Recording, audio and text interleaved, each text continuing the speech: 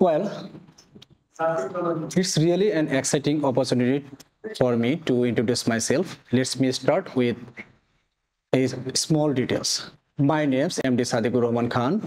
I am a student of Science in Textile. I have recently completed my graduation from National University. I am from Gazipur, where I was born and brought up. It is neither too big nor too small. It is in the middle part of Bangladesh. Presently, I live at Mohammadpur in Dhaka. Moving on, I am from a big family of 8 members. I have 3 brothers and 5 sisters.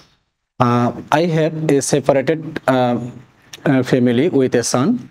Now, let me share something about my favorite things.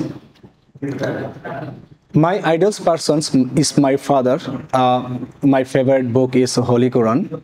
I love backpacking with my friends and family, with good friends. I love to take spicy food like as kachi biryani. I'm interested in red. Finally, my future plans to be a better Muslim, as well as I want to be a good businessman. To be honest, I want to do something for deprived people who belong to poverty lines. That's all about me for the time being.